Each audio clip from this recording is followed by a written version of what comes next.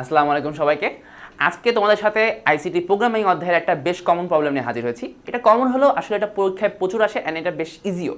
প্রবলেমটা হচ্ছে যে অধিবর্ষ কিনা এটা কীভাবে এটা নির্ণয় করা যায় একটা প্রোগ্রামের মাধ্যমে। এই কোয়েশ্চেনটা তোমাদেরকে অ্যাকচুয়ালি বোঝানোর জন্য একটা ঢাকা বোর্ডের একটা কোয়েশ্চেন নিয়ে এসেছি যে এটা অ্যাকচুয়ালি পরীক্ষা কীভাবে আসতে পারে। পরীক্ষায় দেখা এসেছে যে সৌরভের জন্মসাল হচ্ছে 1990, তারপর লেখা আছে যে তার বর্তমান বয়স 34 বছর, তিনি সরকারি চাকরিতে যোগদান করতে চান। যে ওই পার্টটা আমাদের জন্য ইররেলেভেন্ট। ওটা ঘ নাম্বার অ্যাকচুয়ালি কোয়েশ্চেনটা এসেছিল। তো গ নাম্বারে আমরা যেখানে অ্যাকচুয়ালি অধিবর্ষ নির্ণয় করতে হচ্ছে সেটা যদি দেখতে চাই যে এরকম করে গ নাম্বারে দিয়েছে যে সৌরভের জন্মসাল যদি অধিবর্ষ কিনা এটা নির্ণয় করার জন্য একটা প্রোগ্রাম নির্ণয় করো। এখন তোমাদেরকে অধিবর্ষ কিনা এটা অ্যাকচুয়ালি প্রোগ্রামের মাধ্যমে দেখতে গেলে তোমাদেরকে ফার্স্টে যে জানতে হবে যে অধিবর্ষ হওয়ার অ্যাকচুয়ালি শর্তগুলো কী কী। অধিবর্ষ হওয়ার দুইটা শর্ত আছে। একটা ইয়ার, সেটা যদি অ্যাকচুয়ালি অধিবর্ষ হতে হয় তাকে ওই ইয়ারটাকে তোমাকে 400 দিয়ে নিঃশেষে বিভাজ্য হতে হবে। তো এটা অ্যাকচুয়ালি মানলাম কি, এই যে পার্সেন্টেজ, এটা হচ্ছে মডুলাস বা পার্সেন্টেজ বলে, এটা অ্যাকচুয়ালি ভাগশেষ নির্ণয় করে। সো ইয়ার পার্সেন্ট 400 মানে এটা অ্যাকচুয়ালি এই ইয়ারটা 400 দিয়ে নিঃশেষে বিভাজ্য হচ্ছে কিনা অথবা ভাগশেষটা 0 হচ্ছে কিনা। ওকে, আচ্ছা। অ্যান্ড আরেকটা যেটা আছে যে ইয়ারটা 4 দিয়ে ভাগ হবে বা 4 দিয়ে নিঃশেষে বিভাজ্য হবে, কিন্তু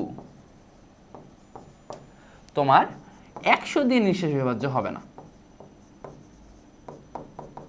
এটা মানে নট ইকুয়াল, অ্যান্ড এটা মানে ইকুয়াল। এখানে জিজ্ঞাসা করে, একটা ইকুয়াল দিলে কিন্তু হবে না, দুইটা ইকুয়াল দিতে হবে। এটা হচ্ছে জিজ্ঞাসা করে যে আদৌ সমান কিনা। ওকে, আচ্ছা।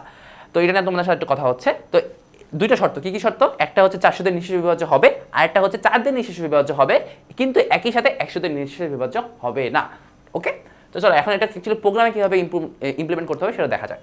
তো প্রোগ্রামের ইমপ্লিমেন্ট করার জন্য তোমাদেরকে আগে আমি প্রোগ্রামের একটা বেসিক স্ট্রাকচার লিখে রেখেছি। তো বেসিক স্ট্রাকচারে তোমাদের কি আছে, ইনক্লুড stdio.h, ইন্ট মেইন, এগুলো তো আসলে তোমরা সবাই জানো, এগুলো হচ্ছে প্রোগ্রামের বেসিক স্ট্রাকচার। তো প্রোগ্রামটা যখন আমরা শুরু করবো তখন আমরা এই ওয়াই বা ইয়ারটাকে ইনপুট নেব। তো ইনপুট নেওয়ার জন্য তোমাদের প্রথমে হচ্ছে ইয়ারের ডেটা টাইপটা হচ্ছে ডিক্লেয়ার করতে হবে। এটা একটা ইন্টিজার টাইপের ডেটা টাইপ নিয়েছে আমরা ওয়াইয়ের জন্য, কারণ অ্যাকচুয়ালি ইয়ার তো কখনো বা একটা বছর তো কখনো দশমিক হয় না, তাই না? তো আচ্ছা, তো ইন্ট ওয়াই নিলাম। এবার ইনপুট %d ওয়াই, যেহেতু হচ্ছে তোমার ইন্টের ডেটা স্পেসিফায়ারটা হচ্ছে %d, তো %d এন্ড ওয়াই, সরি এখানে একটা ভুল করেছি, এটা হবে এন্ড ওয়াই।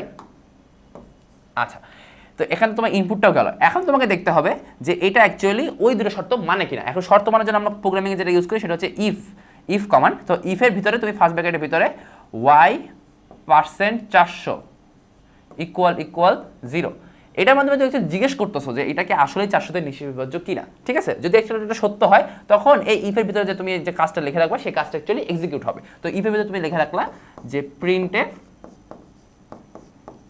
লিপ ইয়ার।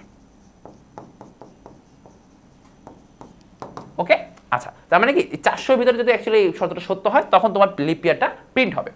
কিন্তু যদি সত্য না হয় তখন চলো এই পার্টটায় আসি যে এলসিফ কখন হয়, যখন ইফের ভিতরে যে শর্তটা থাকবে সেটা যদি সত্য না হয় তখন তোমার এলসিফে আসে। এটা একটা স্ট্রাকচারের মধ্যে যে ইফ এলসিফ এলস, ঠিক আছে। আচ্ছা, তো এলসিফে আসলে তখন তোমাকে দেখবে যে এই যে ওয়াই বা ইয়ার সেটা কি হচ্ছে 4 দিয়ে নিঃশেষে বিভাজ্য কিনা, অ্যান্ড মানে একই সাথে অ্যান্ড, ঠিক আছে, অ্যান্ড একই সাথে হচ্ছে তোমার %100 নট ইকুয়াল টু 0 কিনা। ঠিক আছে, মানে এইটা সমান হবে না এবং এটা সমান হবে, এই দুইটা একই সাথে সত্য কিনা। যদি সত্য হয় তখন এই এলসিফ এর ভিতরে কাজটা সম্পাদিত হবে। তো এখানেও আমরা লিখবো যে প্রিন্টএফ লিপ ইয়ার।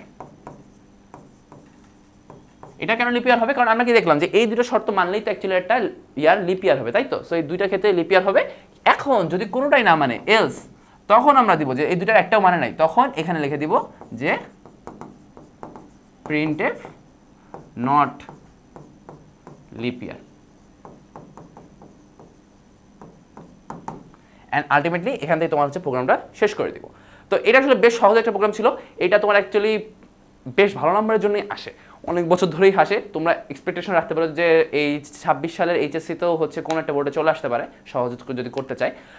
ইনশাআল্লাহ তখন যদি তোমরা এই প্রোগ্রামটা এইভাবে লিখে দাও তাহলে তোমাদের আনসারটা 100% হয়ে যাবে। আর প্রোগ্রামিংয়ে কিন্তু অ্যাকচুয়ালি ভালো মতো লিখলে বা একটু অ্যাকুরেট লিখলে কোনো নাম্বার কাটার কোনো সুযোগ থাকে না। সবার জন্য শুভকামনা রইল, তোমরা এইচএসসির জন্য ভালো মতো প্রিপারেশন নিতে থাকো এবং হচ্ছে আইসিটি এর হচ্ছে প্রত্যাবর্তন ব্যাচ অথবা আইসিটি সহ এসওই সকল সাবজেক্টের প্রত্যাবর্তন ব্যাচে তোমরা অ্যাকচুয়ালি ক্লাস রেগুলার করতে থাকো। তোমাদের শুভকামনা রইল। আল্লাহ হাফেজ।